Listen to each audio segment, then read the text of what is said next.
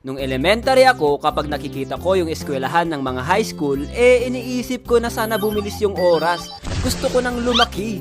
Gusto ko nang maranasan ang pagiging isang teenager. Gusto ko nang maging cool kid. Sa teenage life, dito natin mararanasan ang tinatawag na identity exploration. Tinitignan mo kung saan ka bilong.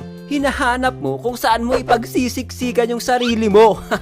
Anong klaseng mga tropa ang gusto mong pakisamahan? May iba't ibang klaseng mga grupo ng mga kaibigan nung high school.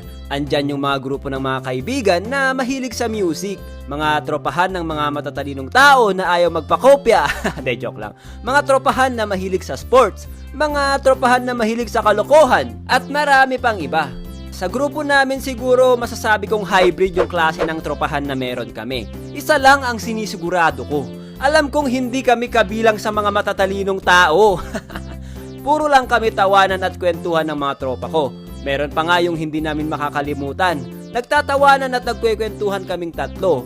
Bigla na lang kaming tumahimik ni Pinya at itong si Sen ay tawa pa rin ng tawa. Nagtaka si Sen kung bakit kami tumigil tumawa. Pagharap niya, nasa harapan na pala niya yung teacher namin.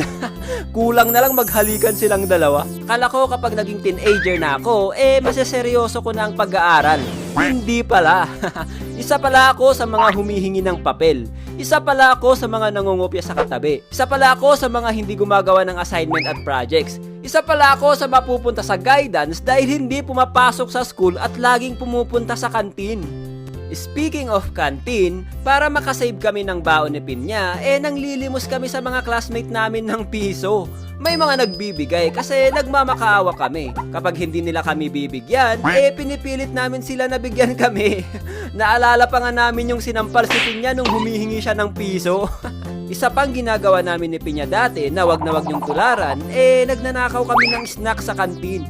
Laging puno yung bulsa namin ng burger at ibang mga hinahablot namin sa kantin. Wala pa kasing CCTV dati kaya malakas yung loob namin magnakaw. Pinagsisihan ko nga yung ginawa ko na yun Iniisip ko na sana makasalubong ko yung mga nagtitinda noon sa kantin para mabayaran namin yung mga burger na pinagkukuha namin sa kanila. Crush sa school. Ang pagkakaroon ng crush ay isa sa highlight natin sa pagiging isang teenager. Sila ang isa sa mga dahilan kung bakit tayo pumapasok sa school maliban sa mga tropa natin. Sila ang dahilan kung bakit tayo nagkakaroon ng motivation. Sila ang dahilan kung bakit natin inaayos ang mga sarili natin.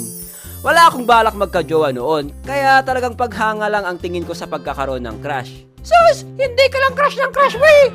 Pagtungtong namin ng second year high school, ito yung pinakamasayang year namin ng high school. Halos kumpleto ang tropahan nung taon na to. Dito rin taon na to, nag-umpisa ang pagiging isang atleta ko. Nagpa-try out yung coach namin at sumama naman kami nila Pinya. Sumama kami para lang makatakas sa klase. Madaming nag-try out pero konti na lang ang bumalik. Kami nila Pinya, tinuloy-tuloy na namin. Malapit na kasi ang district noon kaya kailangan na nila ng players para mag-represent ng school. Sa kasamaang palad, natalo kami. Nagkaroon na rin ako ng sariling cellphone nung time na to. Walang iba kundi ang legendary cellphone na 3310. Sing tigas ng hammer ni Thor. Pwede mong ipangpukpok sa kinaiinisan mong tao. Kahit wasak na yung casing nito, gumagana pa rin. Kahit malublob sa tubig, ipatuloy mo lang, okay na. Pangmatagalan din ang battery nito, parang Motolite. Huwag mo lang i-overcharge dahil lolobo yung battery nito. Nauso na din kasi dati yung group message. Alam ko mga batang 90s lang makaka-relate nito. Yung paggising mo ng umaga magche-check ka kaagad ng GM na mala Jejemon.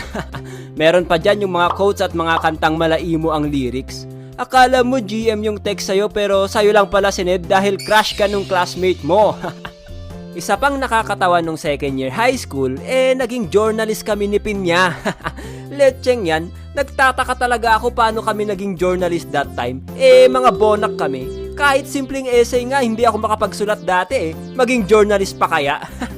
Proud na proud pa kami dati kasi may t-shirt pa kami na nakasulat na journalist. Pagka third year high school ko, ito yung pinaka-boring na taon sa akin. Watak-watak na kasi ang tropahan noon. Hindi na kami magkaklase. Feeling ko nga pinaghiwa-hiwalay kami ng mga teacher noon. Graduated na rin kasi yung crush ko noon, kaya malaking percentage ng motivation ko ang nawala. Itong taon na to, ang may pinakamarami akong cutting classes dahil bored talaga ako sa school nun. Gusto ko nga mapabilis yung oras that time para makagraduate na ako. Hindi rin ako masyado nagtitraining sa sports, nawalan talaga ako ng gana nung taon na to. Pinapatamaan na